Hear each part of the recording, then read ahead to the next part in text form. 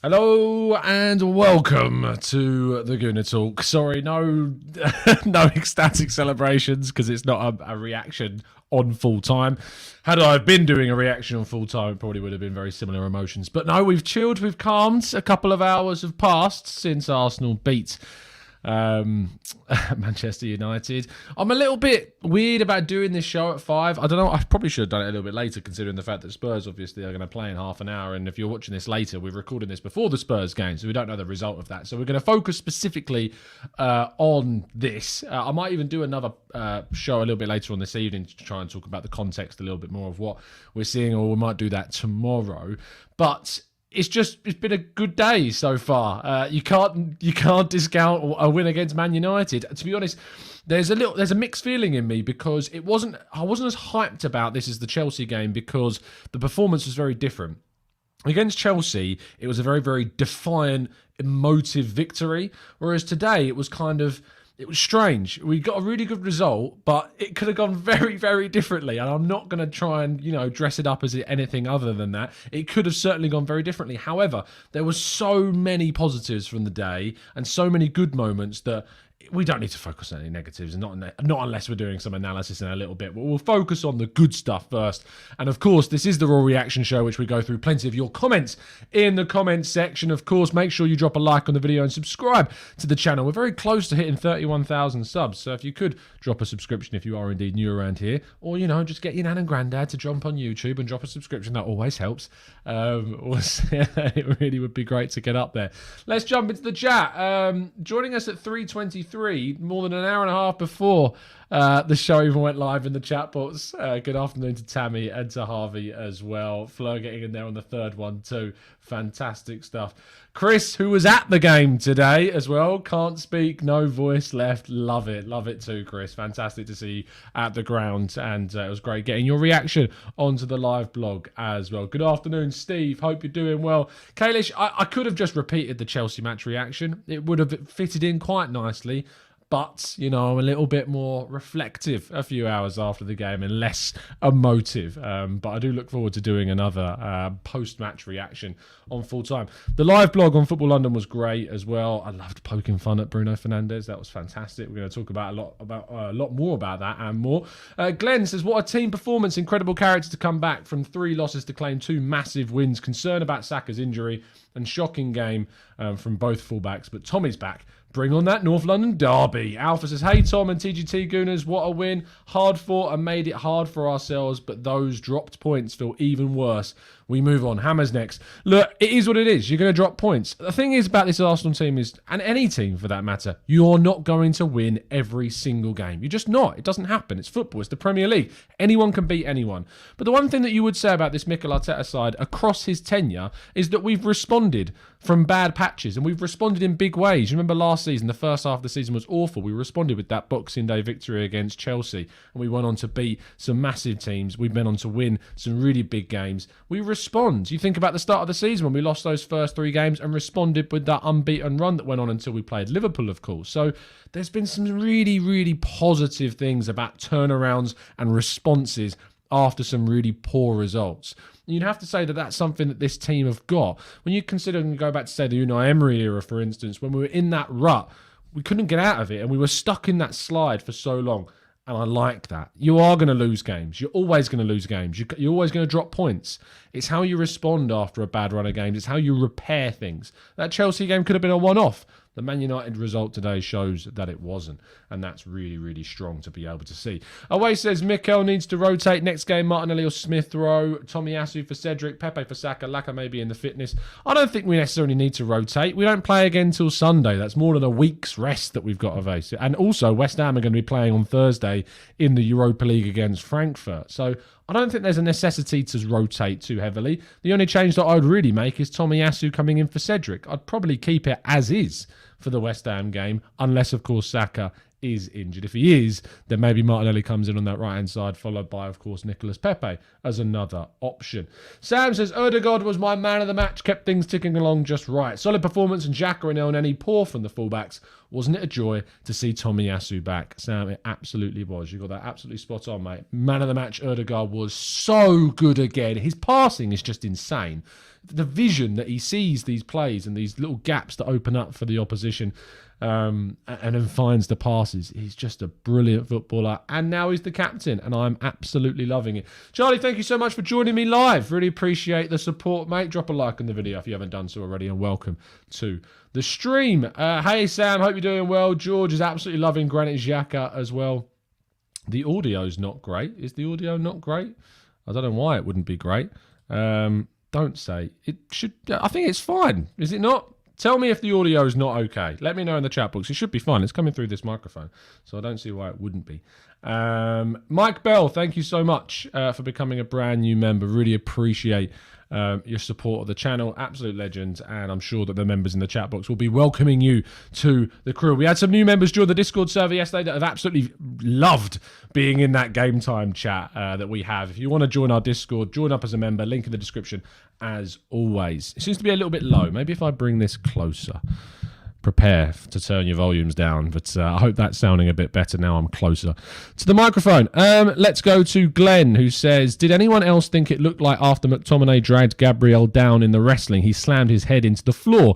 It was in slow-mo, so it could have just looked more aggressive than it was. Look, Glenn, of all the things that happened during the game, that's not really the one that I'm focusing on the most. The one I'm focusing on the most in terms of injustice is how the hell did Bruno Fernandes not get sent off for that stamp? It was late, it was intentional, it was premeditated, it was a clear and obvious error that the referee didn't send him off, and yet for some reason, Jesus, honestly, it's so annoying. It's so annoying. Players just get away with stuff against Arsenal. Although I did see an absolutely brilliant tweet. I think there's an account that you should follow on Twitter saying, should VAR have overturn the decision, or did the referee get that wrong? And the tweet basically was, yes, it was a red card for Bruno Fernandes, although maybe he got away with it because he was playing for Arsenal today, which was great. So that was absolutely wonderful. Richard's now, why am I shouting? I just can't sort out the audio levels. I'm sorry, I'm not shouting, it's the way I talk. So just turn your volume down. Just turn your volume down. It's as simple as that. Vishal says, Lady Luck was on our side. They hit the bar 3 times today, but a win is a win. Yeah, look, and we have to ride our luck. You're going to win games through fortune. You can't always win games off the back of just only the performance. But we deserved to win, in my opinion. We did as much as we could to win that game. Eddie Nketiah should have scored and made it 2-0 earlier on. That chance that he smacked at David De Gea is probably one of the examples. It's probably one of the good examples of when you consider the fact that we need to move for a striker that in those moments takes those chances. If you think about it, Eddie Nketiah had a great game against Chelsea, and I wanted him to start this game, and I want him to start the next game, so I don't think he deserves to be dropped. His positioning was good, his pressing was good, his energy was really, really good. But what I think is that those moments, the ones you think and you go, yeah, that's where an elite level striker tucks the ball away and really does finish off those chances. And that's why we have to double down on our idea to move forward. So that's fantastic. Apparently the audio was fine before, so I'm going to move the microphone back. This has been up and down as much as the game was today, but we're going to move it back there. Sofiso says, first mount now, Bruno. A lot more players are going to get away with it against Arsenal, unfortunately. Yeah, look, it's just a frustration, and Arsenal have had to go for a top 4 race where they have not had the rub of the green this season. You know, we've lost huge players. We've not had decisions go our way. I talked about this in the Brighton game. I talked about this in the post-match show about the Brighton game. There we go. That's the sentence I wanted to construct for myself. That offside for Martinelli that was not a clear and obvious error, and we couldn't actually legitimately show that he was offside because you couldn't see where Cucurella's foot was. Those moments define seasons and games, and we've responded now against Chelsea and Manchester United. You sometimes need the luck to go your way, and we had that today in plenty of moments. I mean, Dallow's shot from range was unreal. I mean, it would have been a mad goal if it had gone in, but yeah. And Ronaldo was, you could tell there was a motivation about Ronaldo, as you would expect, but there was, I still don't know how I feel about him playing. I can't speak on behalf of someone who, I've never gone through that horrible experience, and I hope I never do. But there just seems something off. I mean, Harry Maguire was, benched today after his bomb scare issue. So it's impossible for me to put myself in the shoes of that player, but just theorising from an uneducated perspective, which is always dangerous. But, it's just part of me that thinks, was it the right decision really to play him still? Charlie says, I have watched every video and stream for about 2 months now, and I have loved every single one, even on a loss. And I just want to say, keep up the good work. Thanks, Charlie. That's really kind of you. And I really appreciate your support. And I'm glad you're enjoying the optimism and positivity that we like to bring to the scene. Assassin Eagle says, from Man United fan, congratulations to Arsenal. Well-deserved win. This bunch of clowns versus a bunch of youngsters. Hopefully under Erik ten Hag, we get rid of the deadwood players just like Arteta did. I mean, I appreciate your humility, to be honest, and fair play to you. I think that when it comes down to Man United, Erik ten Hag, if he's given the time, can succeed. I just have my doubts about whether or not it's the right environment, right club for him in the Premier League. Arsenal would have been a much better fit than Man United for Erik ten Hag. It depends on whether or not he's allowed that time to overhaul the entire team. Sko says, Xhaka got a yellow for kicking the ball. Yeah, you know.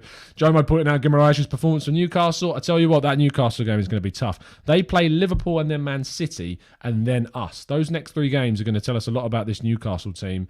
I'm hoping that they'll be safe by the time that we play them. They should be, but those 2 games against City and Liverpool may change that. I don't think they will, but it may change that. Great block by Gabriel. Absolutely. Vishal says, Ramsdale celebrating the penalty miss in front of Fernandes was Keown-esque. Yeah, there was just so many parallels, wasn't there? And there could be parallels in terms of the season. Yes, it's not invincible, but it's certainly a huge moment it could be a huge moment for Arsenal in their hope of getting to the top 4. Away says, do you not go to the match? I work most of the games for Football London. So I was doing the live blog today. So those live score updates, that's what I spend most match days doing for Football London, and then working Arsenal around that too. So unfortunately, that means I don't get to go to many games. I want to try and go to one more this season, but I'm waiting on my rota for May before making a decision on what happens. I'm also missing the last game of the season because I'm at a wedding, not mine, but someone else's that I was invited to, and I can't get out of it. Lord knows I've tried, and whoever's getting married that I'm friends with, she won't watch this, so she won't know, but I've tried. I've really tried, but I can't do it. TOG says they'll be looking for a reaction after losing to both City and Chelsea. Absolutely. Anza says Newcastle is already safe. They are 9th in the league. How much more safe do they need to be? Let's go to Iron Cub, who says, even though he didn't score, I think Eddie did more than enough to warrant a start over Lacazette against West Ham. Yeah, absolutely. I think his energy and the press, the dynamism about his game, you get so much more. And I love his positioning more than Lacazette's. Lacazette drops far, far too deep. Yes, he can be good, and his link-up play is always welcome, but there's something about the energy that Eddie Nketiah brought to the team that we really did lack when Lacazette, ironically, was in the side. And Eddie's link-up play was still good. It's not like it's not as if we're in a situation where we lacked what Laka brings. I think that Eddie Nketiah's link-up was good. He set up Tavares, and Tavares should have scored, to tell you, Tavares' right foot. I thought it was better than that. He told us it was better than that. He said he could use both feet, but clearly, based upon his shot against Chelsea and that shot today, not so true. Xhaka, my captain, says Newcastle are 9th. They are 9th, but they're still... they've played more games than most teams. They've played like 34 games. So that's the reason they're 9th at the moment. And it could change significantly. They're not safe yet, and they still might not be safe. But it seems mad. But what I mean is the pressure will be off if they are mathematically safe, because they're going to keep pushing until they're not. Richard says, you've probably mentioned it, but Jesus scored 4 goals. I haven't actually mentioned it, Richard. And it's an interesting thing. I wrote a piece about that. He got 4 goals and an assist, by the way. That's, 5 goal contributions in one game. It looks good from an Arsenal perspective about how likely that deal might be. Edu did a really interesting interview, which we're going to break down in tomorrow morning's 8 a.m. show. So don't worry, we will be chatting about that interview all tomorrow. Really interesting stuff coming out from Edu there. I feel like he is seemingly one of the 2 big signings. And I think people have misinterpreted that quote from Edu where he talks about how we're looking at 1 or 2 big signings this summer. I don't think that means just them 2. I think it would depend upon actually who we let go of. But I do think that, that's a really good move, that they're focusing on getting 1 or 2 proper world-class players. And I was listening to the BT Sports Score show during the game. I can't remember who it was that said it, but someone was talking about Gabriel Jesus and saying that he's a world-class player and he's playing in a world-class team. I'm not sure if I agree with him being world-class. Maybe it's because he's surrounded by so many good players that he doesn't necessarily stand out as a world-class player. But maybe at Arsenal he can prove that he is, and that's going to be telling. But signing a player that starts and scores like that for Man City would be huge and a really good step in the right direction for Arsenal. Let's have a look. Tulip says, I joined late, but my God, what a game it was. Kudos to Saka for standing up for the penalty and surely overcoming that summer miss. That's 2 penalties in 2 games. He is fully over that. And I think it was character building. It shouldn't have to be. The fact that I'm talking about an incident where a player was racially abused as character building in itself is sickening. But the reality of the situation is that it definitely was. It definitely matured him. It helped him to grow up. And I mean that in the most respectful way possible. He's grown up as a player. He's grown up as a man. He's grown up as someone who shouldn't have had to deal with that awful situation, but has taken that and he's applied it to his game. He's maturing as a player and he's getting better every single week because of it. But players shouldn't have to go through that stuff in order to, mature. They should be able to do it because it was always going to happen. But that's a shame, and that's the way that football is. And hopefully, we'll see it less and less and less as the game goes on. But I'm worried that we won't. Chris says, Eddie was playing too deep for me. I wanted him always on the shoulder of the last man, pushing them back and generating more space. Chris, it's interesting because I think this is actually I think it's tactical. I don't think it's necessarily Eddie. I think that this is what Arteta demands from his striker. I think he wants his strikers to drop in. We see Lacazette do it more than I think is necessary. But I think that he wants his striker, his number 9, to drop in. And that's why I think we're going for Jesus, because Jesus' link-up and creativity is really good. And it's certainly a player that I think would fit what Arteta wants from both a forward and someone who can play in a wide area as well. Gonchalo says, hey guys, Benfica fan here. What is your current opinion of Nuno Tavares? Has he grown? Are you happy? Cheers. Gonchalo, thank you first of all for joining. I'm a big fan of a lot of players in your team. Darwin Nunez, of course. And Gonçalo Ramos as well. Really interesting player. I've interviewed him. He's a really nice lad. He even chipped in with sending a kind message to one of our members during our celebration podcast. So Gonçalo Ramos, if you're not aware of him, listeners, you certainly should be, because he's a very, very exciting young player and he's a nice lad as well. But in regards to what I think of Nuno Tavares, or Tavares, if I'm speaking in a more Portuguese pronunciation. Look, he's a player that is raw. He's a player that needs to, refine himself. And I think that when it comes down to what we expect from him, we've probably got about as what we did expect. Arguably more when you go back to the games against Newcastle, Aston Villa, Leicester, Watford. Those games he was really strong in and really solid. I think he's been exposed a bit more because he's had Cedric on the opposite flank, and that's made us less rigid, less stable. I think Tomiyasu coming back will see a better Tavares. We might see the Tavares of the first half of the season, who's got more license to roam, and Gabriel's got more security with White and Tomiyasu with him. But I like him. I think he's got talent. I think that we over-exaggerated the issues with Arteta. I certainly did. I thought he'd never play for the club again, to be honest, and that was based upon what we'd seen from Arteta and certain players. But that is wrong, and that turned out to be wrong. So we'll have to wait and see. But I think that he will... I don't think he's good enough and won't be good enough to be Arsenal's starting left-back of the future. And I think eventually he probably will move on somewhere else. But I do think that he's good enough to be Arsenal's secondary left-back, and a very decent one at that. So I hope that answers your question, Gonzalo. And thank you for joining the chat. Viraj says, the joy of Eriksen taking Spurs apart would be so sweet. Fingers crossed. Ayaz says, no, Tom, you're overthinking it. Laka should start over Eddie now. He's the better striker, hands down. I wouldn't swap them, personally. I think you play your best player. I think he's in good form, and I think we should move forward the way that we are. Alpha, replying to Gonçalo, says, as a left-back, Tavares, he's not good at all. As a wing-back, he's good going forwards, but needs full defensive cover. He's a long way from developing, but could improve. Assassin Eagle says, this transfer window is important for Arsenal if they get the players they need. I see Arsenal and Arteta winning some silverware. This proves Arsenal's lack of experience when players are injured. Do tend to agree. And I think that Xhaka and Elneny, who we've not really given enough praise today, were brilliant. And the experience of that central midfield pairing is definitely helping. And he should start Elneny for the rest of the season. Lokonga is a player for the future, quite similar to Tavares, but I think I've got more hope in Lokonga being a more certain starter in the long-term future. Elneny, thank you. Just a big, big thank you. And Xhaka, great goal, great celebration, fair play, needed that. And, it proves again and again how hard it's going to be to find a central midfielder who is a genuine upgrade on him. it really will make it very difficult, because Tielemans doesn't start over Xhaka right now. Ruben Neves doesn't start over Xhaka right now, that's for sure. I wouldn't be starting either of them over Granit Xhaka right now with the form that he's in and what he's bringing to the team. And I think that goes to show as a testament to how good he is and what he can do for the team as well. Omar says, I just finished breaking my fast. Evening, Tom and chat. Great win that was, as always, up the Arsenal. Omar, I hope you're doing well, mate. I hope you're going good. And good to see you in the chat. Marcus says, any news on Saka? El Neni was man of the match. From the way that Arteta talked about it, it seemed like there was a pre-existing issue. He kind of pushed to start for the game, and he was just kind of done at that stage. I hope that doesn't damage him, and so he is available for the week. But thankfully, we've got more than a week's rest now between now and the game against West Ham on Sunday. So there's a lot more to come. I think there's a lot of positivity still to come from that. But I might be speaking out of turn, but we will obviously hear more in the press conference ahead of the West Ham game, which should be on Friday. But we'll wait and see.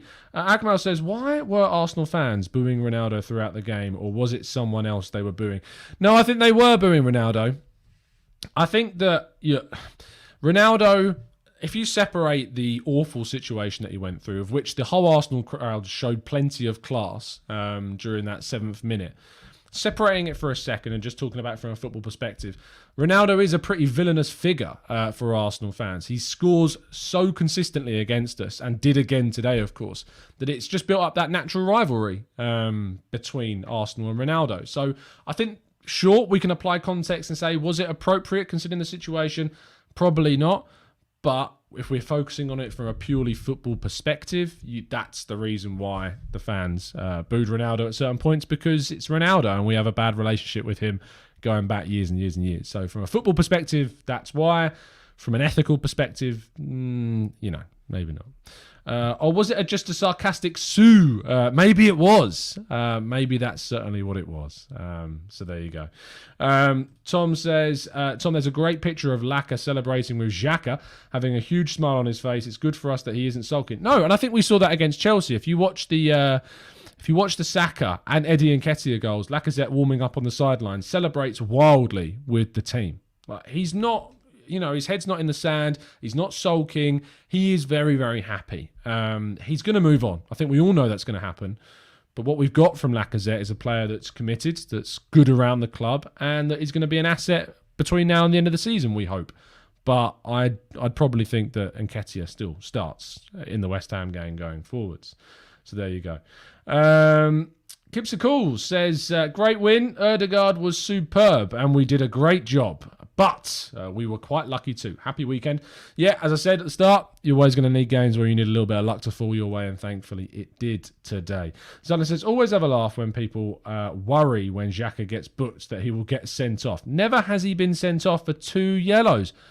Is that true? I didn't know that. That's a really interesting statistic. He's never been sent off for back-to-back yellow cards. Got suspended for accumulating yellow cards, I'm sure. But yeah, very interesting that he's never been sent off for back-to-back yellows. There you go. Omar says, just calm down a bit after eating. Lovely meal to break my fast. Great win that was. Big up Xhaka and El Neni, as always, up the Arsenal. Fair play to your dedication, man. I couldn't do it. I really couldn't. Akmal says, okay, a sarcastic sue seems inappropriate if it was a boo, given the recent news. Yeah, look, I probably wouldn't have done it if it was me, but I think it'll be down to opinion and context about how we interpret it. So it's one that I think we can probably put to rest, and I hope that Ronaldo is able to move past this and has a great life with his partner and, his children, because you've got to focus on family and move. That's what you always got to do. Never forget, though. Omar says, Tavares was too poor. So many wayward passes. Viraj pointing out it's a mad stat about Granit Xhaka never being sent off for back-to-back yellow cards. To be honest, Omar, if I did try a fast, it would be pretty good for my wedding diet, to be fair. Hugh says, just live in the moment, enjoy Arsenal winning games. I still saw so much... I don't want to call it negativity, but I tuned into the Arsenal Lounge and Brandon and Richard were on, and we're discussing Arteta and the standards, and I understand that point of view. I really do get it. I get the idea that we want to see Arsenal competing for trophies, competing for the title. I understand all of that. And I understand that there's this want and desire and doubt that Mikel Arteta can take us there. But I just feel in the moment after a win, there's a time and a place to discuss things. And I think that the time now is to celebrate what our victories have been and that we're moving in the right direction. And that if we get into the top 4, it's a huge, big bonus for us, and we've put ourselves into that position. And hopefully, when I log off this show and go and watch Spurs, fingers crossed, drop points, although there's never any guarantee of that with the quality that they do have, we'll see what we're capable of seeing. But yeah, we'll have a look. Neil says, Tom, do you consider giving contract to El Neni as a squad player? No, I don't think I would. I would bring in a central midfielder that adds experience, but that is better. I would bring in a Gini Wijnaldum. I think that he would be a fantastic ad. I know he's 30, maybe even 31. But I think when you look at Wijnaldum and what he brings to a squad and to a team, he is 31, turns 32 in November. But I just think there are times when players, you can see them going until they're 34 and get a couple of seasons from them. And you can get a squad player like El Neni that's in that experience, but still much, much better than that. And I don't think that's necessarily a bad thing to go for a player that's 31, 32, that's still a top quality, world-class player that Wijnaldum, I believe, is a world-class player. So I absolutely would go for someone like him. Amir says, Tom, people said Tavares has played his last game for Arsenal. I was one of those people. No, Mikel knows how and when to use him. In Arteta, we trust. Fair play, mate. I doubted it because we've seen players fall out of favour with Arteta. And it looked to be one of them. Kojan says, if we drew against Man United, Arteta was going to be in the mud. Tavares was awful in the second half and can't understand how he finished the game because we don't really have another option, Kojan. That's how we finished the game. I don't know how Cedric lasted as long as he did. Cedric was worse than Tavares for me. I thought Cedric was awful. Dave says, imagine Xhaka as a squad player. That's the level we need. Yeah, it'd be great if that was the case, but I don't think he'd settle for that. I really don't. Maybe that's a good thing. Maybe then push himself for more. Gunner for life, Rudy. Absolutely indeed, mate. Sco says, would be good if we can get a better quality central midfielder upgrade to upgrade on Xhaka, and then Xhaka becomes El Neni's replacement. Arguably, that's a good spot. I think that we still need to maybe bring in more than the one centre mid of differing styles to give us a bit more depth when we go back into Europe next season. Anton C, absolutely. I mean, I love, if you put the C at the start of Anton's name, it makes something very special. But Tomiyasu back at least, definitely a positive, as David points out as well. Iron Cubs says, I think our Xhaka replacement has to be someone who can be alternate with him in the upcoming season and then take over the season after. Omar says, every time Tavares gets on the ball, I was so nervous. Yeah, and the first half wasn't great, Jay. To be honest, the first 20 minutes was pretty good. The end of the first half was dreadful. Really, really, really quite worrying. Thankfully, we turned it around. Amir says, what do you think about Mikel's substitutions? Mikel Arteta is really good at making substitutes typically when we're in a winning position. And to be honest, I don't think he got too many of them wrong. When Saka went down, bringing on Rob Holding was the right choice. Taking off... who came off of Martinelli? Was it Smith Rowe? I think it was Smith Rowe. Again, energy. Give me that extra bit of power. Yeah, that's, again, fine. The thing with Arteta and the thing that he needs to improve on is improving the way he substitutes when we need to win the game, when we're drawing or when we're losing. Those substitutions, he's not the best at judging. But from a winning position, I'm really confident. That's why I'm so happy when we manage to get the first goal in games, because we're usually so good at holding on to a lead. And getting an early goal is going to be, huge. Anyway, I'm very conscious of the time because Spurs-Brentford's about to kick off and I want to go and watch that, and I'm sure that you do too. Please drop a like on the video before you go. I'll definitely be back tomorrow morning for the 8 a.m. show, and I hope to put together a podcast for you guys as well with some fantastic guests too. Other than that, I'll be back, as I say, at 8 a.m. It's been an absolute pleasure to talk to you, as it always is, off the back of another victory. Go check out our reaction after the game when I was a little bit more emotive, to be fair, on the Arsenal way, and more stuff that's going to be coming out for you in the week. Look forward to a nice week off the back of 2 big wins going ahead into another big game against West Ham next Sunday. We're pushing for top 4. Come on, the Bees. Let's hope you can do us a favour again. We'll see you again very, very soon. And as always, up the Arsenal.